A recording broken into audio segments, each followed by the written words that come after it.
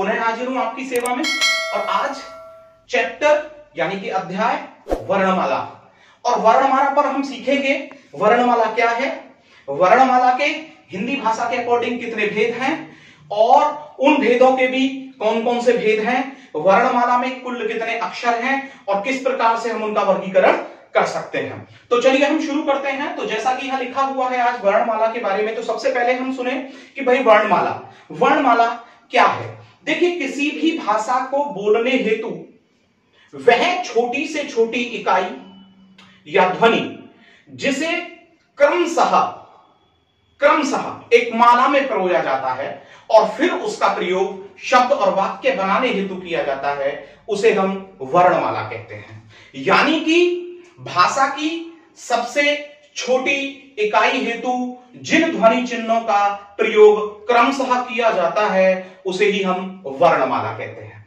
अब देखिए, वर्णमाला में हम बात करें तो यहां पर हमारा प्रश्न निकल करके आता है कि जो वर्णमाला होती है उसके जो भेद होते हैं, मैंने कहा अभी यहां पर भेद, तो यहां पर प्रश्न निकलता है वर्णमाला के भेद।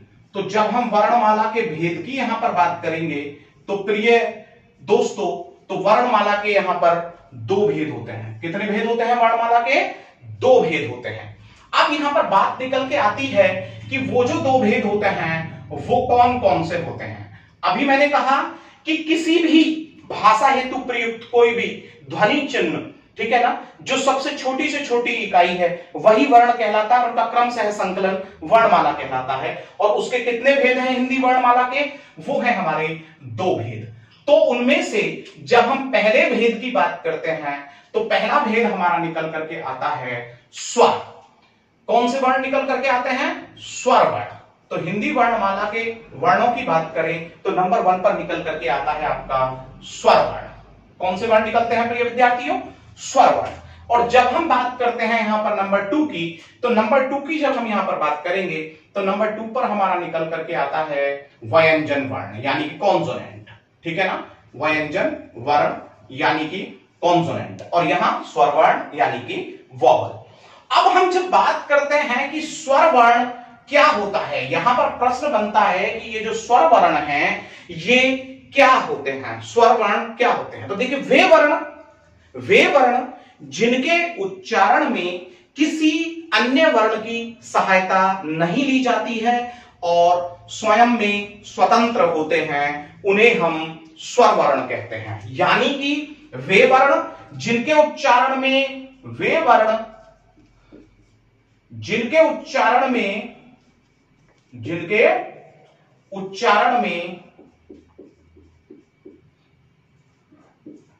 किसी अन्य वर्ण की सहायता नहीं ली जाती, किसी अन्य वर्ण की सहायता नहीं ली जाती है, अन्य वर्ण की सहायता नहीं ली जाती है, जरा आप समझिएगा, सहायता नहीं ली जाती है, उन्हें हम क्या कहते हैं?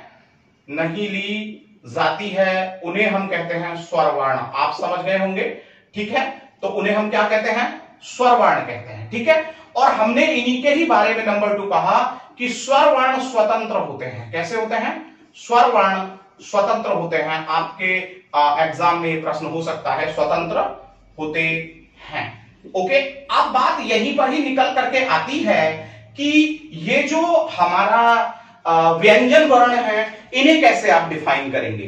तो जब हम बात करते हैं व्यंजन वर्ण को डिफाइन करने की, तो वो कहता है कि वे वर्ण जिनके उच्चारण में किसी न किसी स्वर की, और उसमें भी 99.99% ए वर्ण की सहायता ली जाती है, उन्हें हम क्या कहते हैं? व्यंजन वर्ण कहते हैं। यानी कि वे वर्ण जिनके उच्चारण में किसी अन्य वर्ण की सहायता ली जाती है। देखिए, ऊपर की दोनों लाइनें बिल्कुल वही है, सेम, सहायता ली जाती है। और देखिए, मैंने अभी क्या कहा है आपको कि इसमें मुख्यतः वो जो वर्ण होता है वो कौन सा वर्ण होता है? वो वर्ण होता है स्वर वर्ण, और वो ए कहलाता है 99.99%। तो आप समझ गए होंगे कि हमारे जो व्यंजन वर्ण है वो क्या है, और आप समझ गए होंगे कि जो हमारे स्वर वर्ण है वो क्या है। और मैं आपको बता दूं यहां पर कि जो हमारे ये स्वर वर्ण होते हैं वो तो होते हैं स्वतंत्र, जबकि हमारे जो व्यंजन वर्ण होते हैं वो हमारे अस्वतंत्र होते हैं। कैसे होते हैं?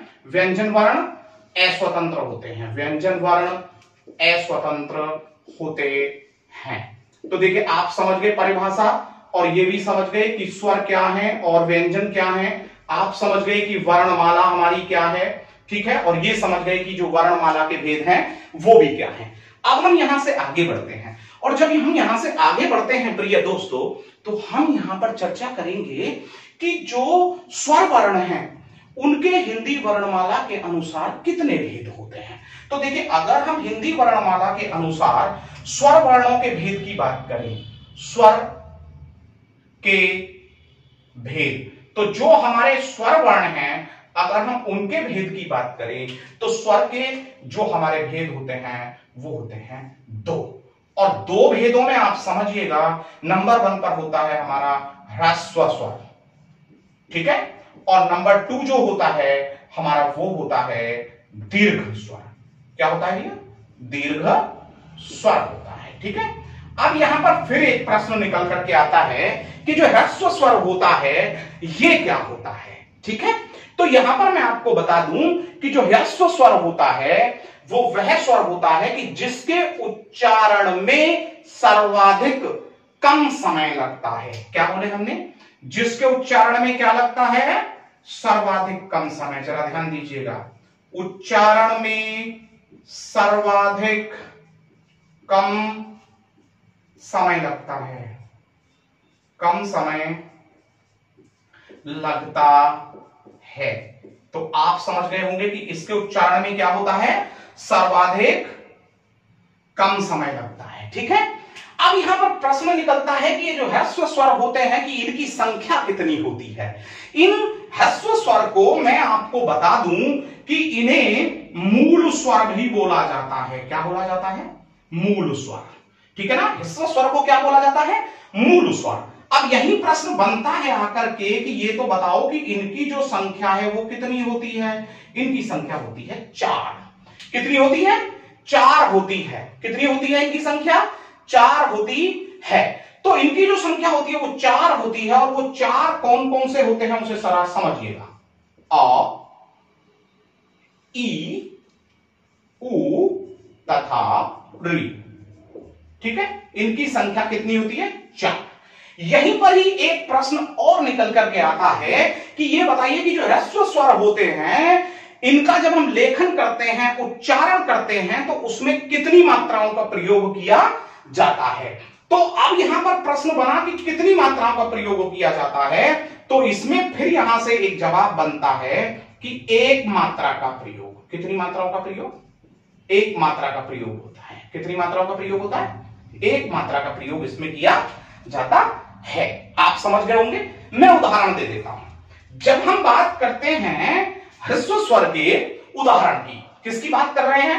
ह्रस्व स्वर के उदाहरण की हम बात करते हैं।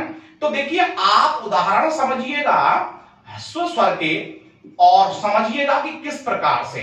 तो जब उदाहरण नंबर 1 की हम बात करें तो हमने यहां पर लिखा रति। तो आपको पता लगा कि इसमें छोटी ई है, तो इसमें कितनी मात्रा है? 1 मात्रा गिनी जाएगी। आप जब छंद चैप्टर पढ़ेंगे तो उसमें आपके समझ में भी आएगा।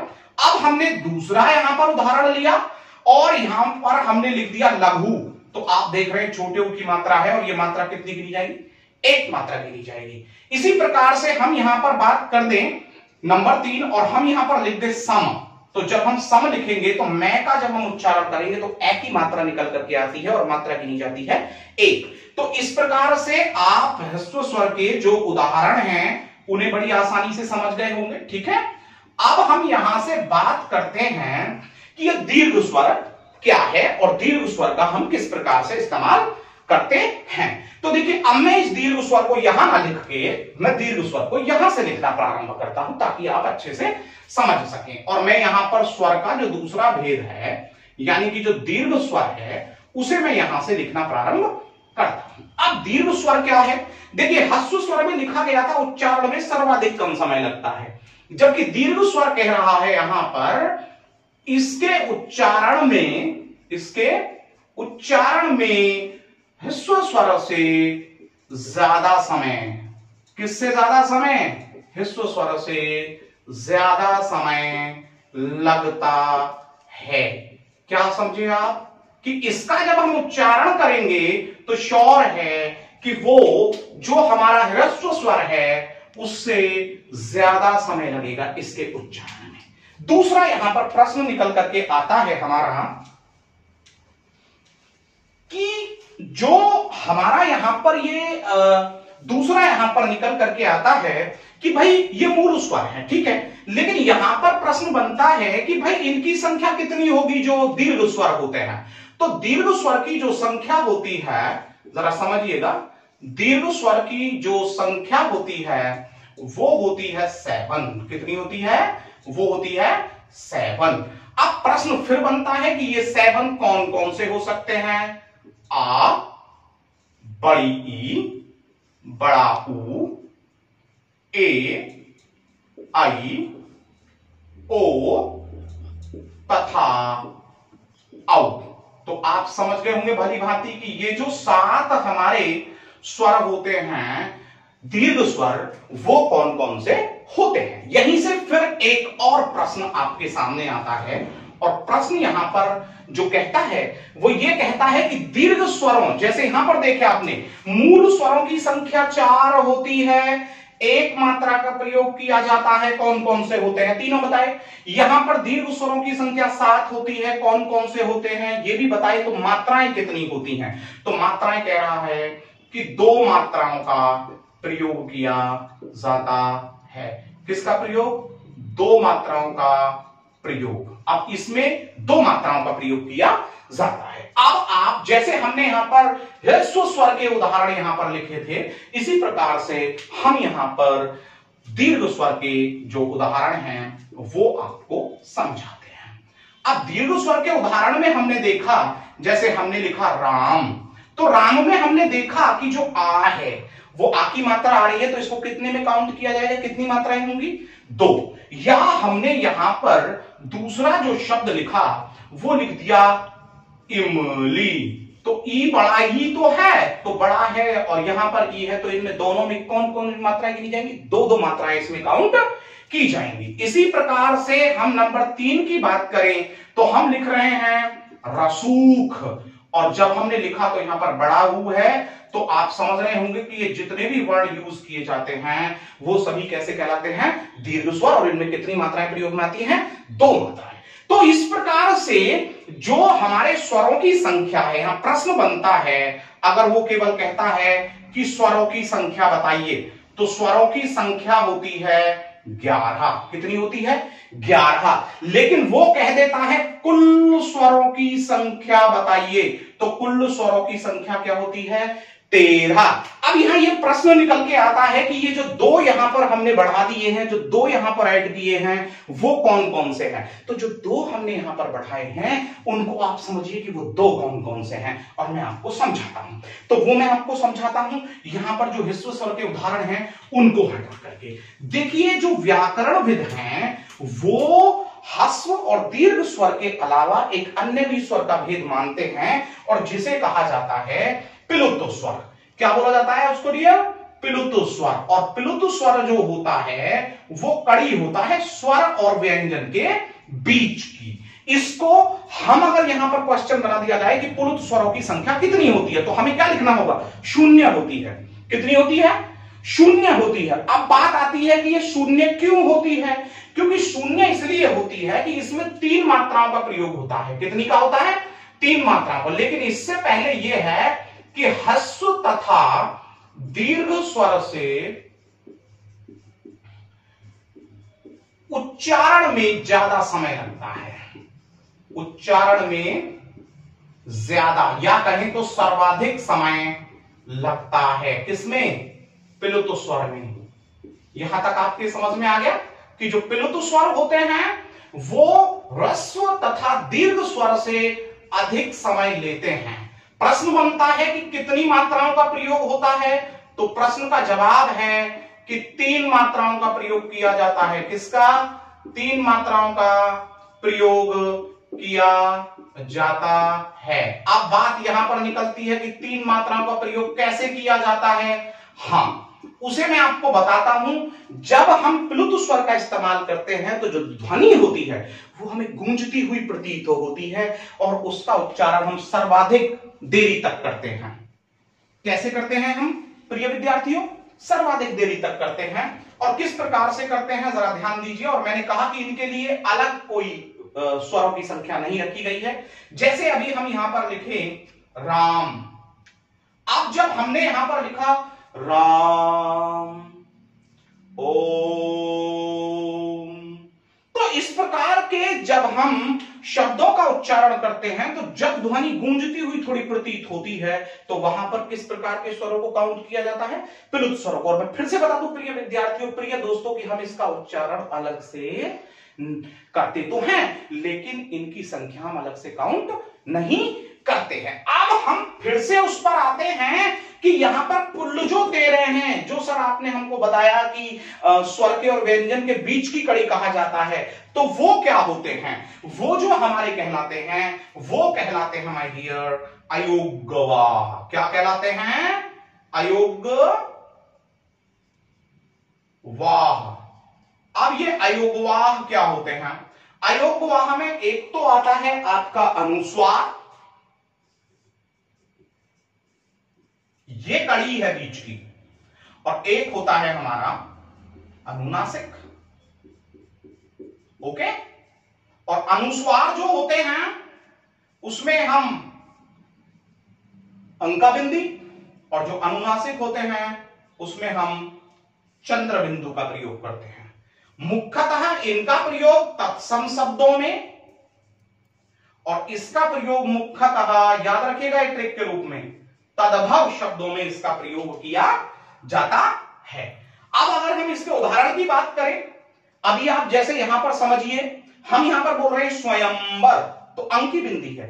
और जब हम बात कर रहे हैं अनुनासिक की तो हम यहां पर बोल रहे हैं जैसे कि हंस, तो आप समझे होंगे कि हंस क्या है? अनुनासिक।